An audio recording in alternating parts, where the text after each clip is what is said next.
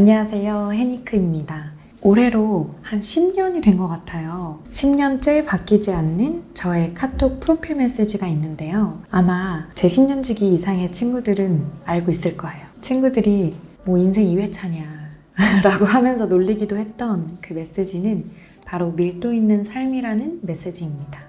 이 프로필 메시지를 한 근 10년 된 것 같은데 대학교를 입학하면서부터였을 것 같아요.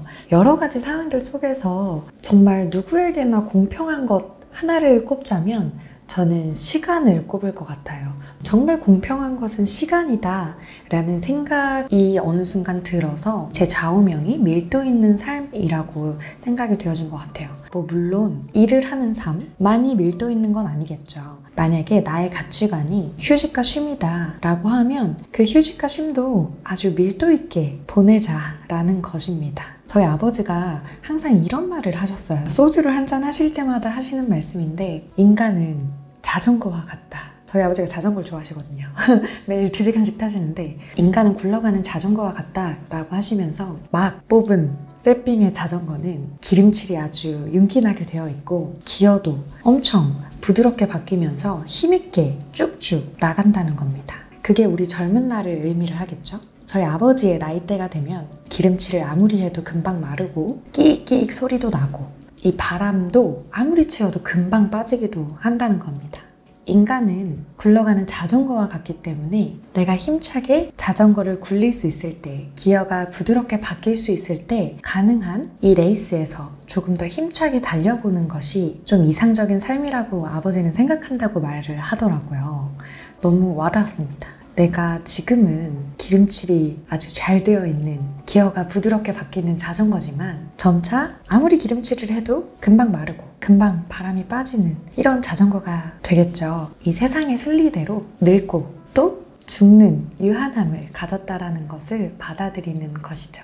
유한한 우리 삶에서 가능한 밀도 있게 삶을 누려보자, 힘차게 달려보자 라는 생각이 들었습니다. 저는 저에게 업무 시간도 매우 소중하지만 퇴근 후의 시간을 더 기다리곤 합니다. 사실 아침에 출근해서 메일 확인하고 각종의 결제를 해준 뒤 약속된 미팅을 진행하다 보면 어느새 깜깜하게 해가 져 있어요. 그러면 가끔은 아쉽다, 허무하다 라는 생각도 들긴 한데 저 역시 퇴근 후의 삶을 너무나 기다리는 사람이기 때문에 저는 제게 주어진 업무 시간 안에 밀도 있게 업무를 끝내려고 합니다.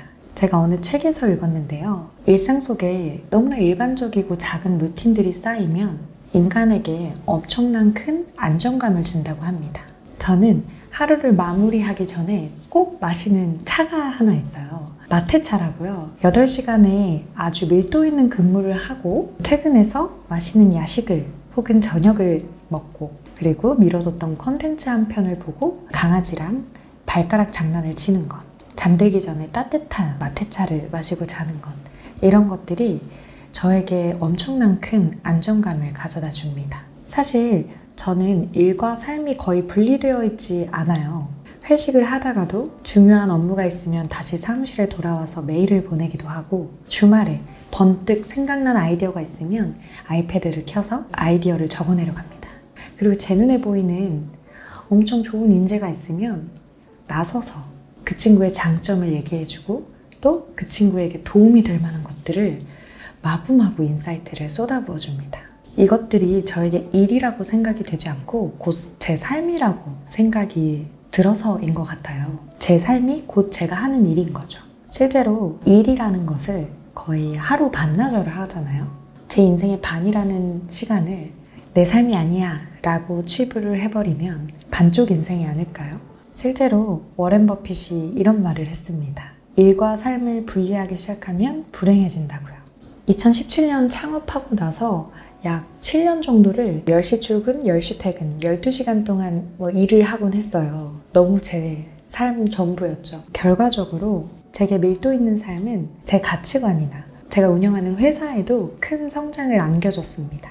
스스로 가치가 있다고 생각한 무언가를 선택한 이상 포기해야 되는 부분은 당연히 생길 수밖에 없지만 내가 선택한 부분은 책임지고 밀도 있게 살아보는 것이 어떨까요? 무엇보다 중요한 거는 백년살이를 함께하는 나라는 사람이랑 친해지고 내가 생각하는 밀도 있는 삶이란 무엇인지 생각해 볼 필요가 있는 것 같습니다. 그래서 이 삶에 대한 리듬감, 자신만의 리듬감을 찾아서 하루하루 규칙적으로 나아가는 것이 무언가를 이뤄내는 데 있어서 중요한 요소라고 생각합니다. 저는 2017년에 창업해서 이제 한 7년 차가 됐는데요. 시간이 갈수록 매년 함께하는 팀원들이 한 분, 두 분 늘어나다 보니 지금 40명이 되는 팀원들이 함께 해주고 있고 회사의 규모가 커지다 보니 월 고정비도 커지고 앞으로 더 크게 성장해야 되겠다는 책임감도 막중해졌지만 너무나 신기하게 지금 저희 팀원들이 생기고 또 중간관리자의 팀장들이 생기고 각자 맡아주는 롤들이 생기니 오히려 조금 더 안정적으로 자리를 잡은 것 같아요.